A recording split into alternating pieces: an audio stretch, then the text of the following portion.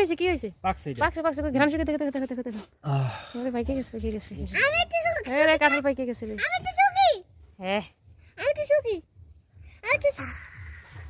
কি পাকছে? চলো গাছে। এই যে হাত হাত দাবি যাচ্ছে তো। পাকছে। এটা খাজা কাঁঠাল বুঝছো, সব মিষ্টি।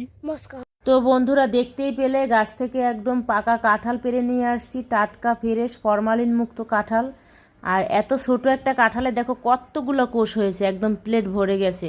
এতটুকু কাঁঠালের মধ্যে যে এতগুলো কোষ ছিল এটা একদম অবাক করার বিষয়, আমি তো বুঝতেই পারিনি। তো আমাদের বাড়ির সবগুলো গাছের কাঁঠালই খুবই ভালো, খেতে খুবই মিষ্টি। তো দেখো এই যে কাঁঠালের সাথে যে লেগে লেগে আছে চাটকোষ, এইগুলো আরও বেশি মিষ্টি লাগে আমার কাছে। তোমাদের কার কাছে কেমন লাগে একটু কমেন্ট করে জানিয়ে দিও। তো আমার কাছে তো ভীষণ ভালো লাগে।